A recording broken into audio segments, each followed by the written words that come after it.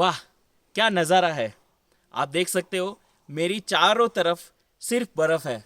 यहाँ पे भी बर्फ़ है, यहाँ पे भी बर्फ़ है, एंड इवन वहाँ पे जो पहाड़ी है उसके ऊपर भी बर्फ़ है। एंड ये है देवरिया लेक, देवरिया ताल लेक। और हम है day 1 Uttarakhand trekking, snow trekking में। Okay, welcome to all of you.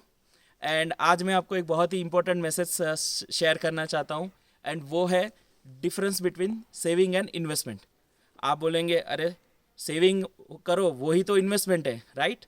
But ऐसा नहीं है। सेविंग का मतलब ये है कि आपने सिर्फ पैसा बचाया है, उसको कहीं पे इन्वेस्ट नहीं किया है। जैसे आप लोगों ने कहीं पे शॉपिंग करने गए या किसी से कुछ नेगोशिएट कर लिया, कोई बड़ी डील में अच्छा डिस्काउंट ले लिया, तो आपके पैसे बच गए। बट क्या आपने वो पैसे बचा के रखे? उसके बाद आपने क्या किया? कुछ नहीं। आपको उसको इन्वेस्ट करना चाहिए था। अगर आप उसको आप एफडी में ही रखेंगे तो वो सिर्फ सेविंग है। आपने हमें हमारे बहुत सारे वीडियोस में बताया हुआ है कि एफडी में जो आप पैसे रखते हो वो सिर्फ सेविंग होता है। इनफैक्ट वो तो डी ग्रो होता है, करेक्ट? तो आपको एफडी में सिर्फ इमरजेंसी फंड्स के लिए जो नीड है उतना ही पैसा वहाँ पे रखना है, करेक्ट? एंड यहाँ पे जब भी आप किधर भी आप जो भी सेविंग्स करते हो नेगोशिएट करके या जो भी है, तो all Penney saved is Penney earn, ये सब तो आपको पता ही है। लेकिन पेनी अर्न करके अगर वही पेनी को आपके लिए काम पे नहीं लगाया तो फ़ायदा क्या है ना? तो आपको सिर्फ सेविंग नहीं करना है, सेविंग करके उसको सीधा इन्वेस्ट कर देना है। सेविंग वाले बकेट में सिर्फ इमरजेंसी की नीड वाला पैसा रखिए, बाकी सब आप उसको इन्वेस्टमेंट वाले बकेट्स में डाल दिए। अभी सेविंग्स वाले में मतलब कितना पैसा रखना चाहिए? आप बोलेंगे हमें तो समझ में नहीं आता है।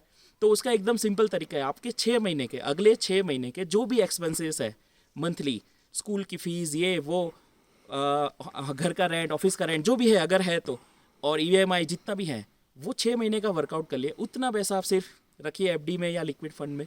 उसके अलावा सब कुछ सेविंग की बकेट से हटा के इन्वेस्टमेंट की बकेट में डाल दीजिए। अभी आप बोलेंगे सर इन्वेस्टमेंट की बकेट में क्या क्या आएगा? तो बेसिकली आप सबको पता है, म्यूचुअल फंड है, इक्विटी है, इवन बॉन्ड्स है, एंड इवन बहुत सारे लोग तो घर में भी इन्वेस्ट करते हैं। अभी तो नया ट्रेंड आया, लोग स्टार्टअप में भी इन्वेस्ट करते हैं, करेक्ट? बट मेरा आपको यही कहना है कि आप इन्वेस्ट करो वो पैसे को। देयर इज़ अ पर्पज़ ना, कोई भी हम इन्वेस्टमेंट करते हैं तो कुछ ना कुछ पर्पज़ होता है।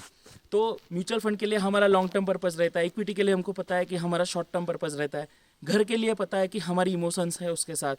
तो बट यही सब चीज़, और बहुत सारे लोग जैसे मेरे जैसे लोग हैं, वो इन्वेस्ट क्यों करते हैं? वो ट्रैवल करने के लिए इन्वेस्ट करते हैं। जैसे ये मेरी जो ट्रिप है वो टोटली हमने इन्वेस्ट किया है, जो पैसा उससे जो प्रॉफिट आया है उससे ये मेरी ट्रिप हो रही है। इनफैक्ट हम लोग साल में जो 3 से 4 ट्रिप करते हैं उसमें भी 90% या 80% हम लोग सिर्फ इन्वेस्टमेंट्स के जो प्रॉफिट्स है उसी से हम लोग ट्रिप करते हैं। एंड कभी कभार अगर समझो हमने वो बड़ी ट्रिप है, जैसे 1 लाख 1.5 लाख की ट्रिप है, तो वो वाली ट्रिप के लिए हम लोग क्या करते हैं, जैसे समझो 1.5 लाख का हमने ट्रिप किया, तो इक्वल अमाउंट 1.5 लाख रुपए की जो इक्वल अमाउंट है वो हम इन्वेस्ट करते हैं। बिकॉज आज हमारी एज 30, मेरी एज 35 है, तो 50 की एज पे तो वापस घूमने जाना है ना, तो वही 1.5 लाख हम लोग इन्वेस्ट करते हैं 50 की एज में जाने के लिए। तो आई होप मैं जो आपको समझाना चाहता हूँ आप समझ रहे हो अच्छे तरह से।